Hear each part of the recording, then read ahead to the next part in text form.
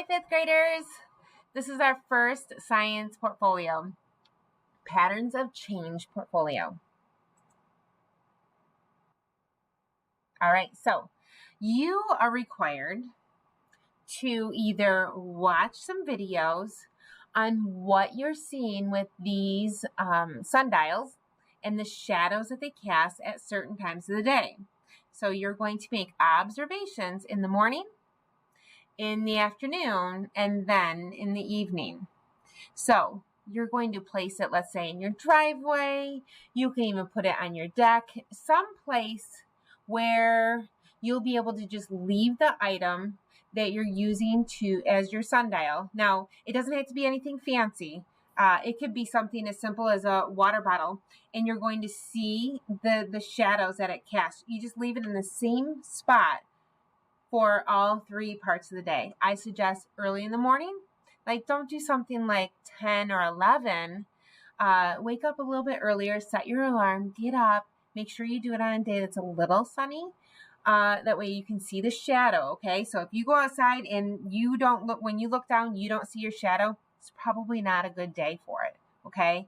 So if it happens to be a lousy day for making a sundial, then you can come back here and you can just click on these links and it will take you to a YouTube site where the sundial is already made for you.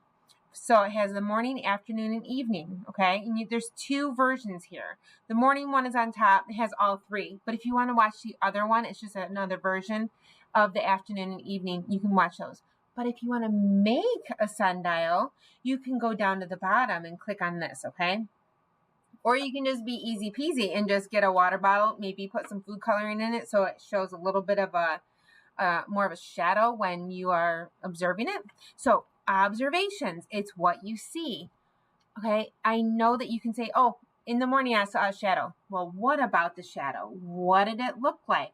What direction was it? Tell more about it. You need to be very specific, okay?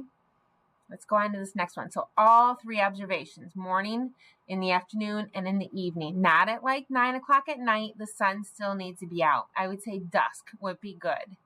Like maybe 7:30 would be a good time. 8 o'clock even. All right, so that was that first part. Now on to the next. So daylight hours. You are going to pick 2 of these places. I would choose something like from the top and then down at the bottom. So like you could choose, like say Miami and Punta Arenas, okay? Because they're in totally 2 separate places. I know Miami and Seattle are in 2 separate places in the US, but it would be really cool for you to see on different parts of the globe. So I do suggest either choosing Miami or Seattle, and then for your second choice, choose one of these 3 down here, okay? So you're picking 2. And why? I'm going to show you why. And you're also going to type it in here. All right, so here's the chart. So if you chose Miami, here's all of the hours of sunlight. It says take notes on 2 places you choose, writing down their daylight hours for each month. You will need these notes for the next slide. If you don't write it down, you're going to have to go back and forth, back and forth, back and forth. It's kind of a pain. So write it down. So if you chose Miami, and then let's say Singapore, you're going to write down Miami, Singapore, and all of the months of the year and their hours. Once you get all that down, you're going to go to this page and you are going to click on one of these dots and move it to the right place. So I wanted to go back and show you, but for some reason it doesn't allow me to go backwards. But let's just say it was 10 hours for Miami in January, and you would take this little dot and you'd move it all the way up. If I click on this, it's going to advance my slide, so I don't want to do that.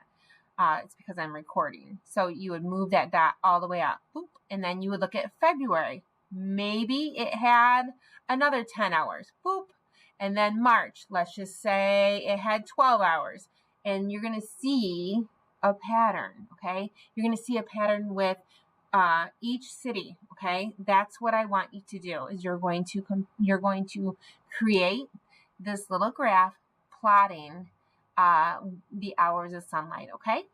And that's all you have to do for this. Then when you get to your Science Portfolio Dropbox, you will upload this there. If it ever tells you you don't have enough storage, make sure you save this as a PDF. And I was going to see if I could get into that. Let me show you. So here is, hopefully it's still recording. You would go to File, Save As, and then do you see here it says PowerPoint? Well, PowerPoints take up a lot of space, so you could go down here and choose PDF, and I'll still get it, and it'll take up much less space, okay? All right, everybody, I hope that this is helpful and you have a fantastic time doing this experiment.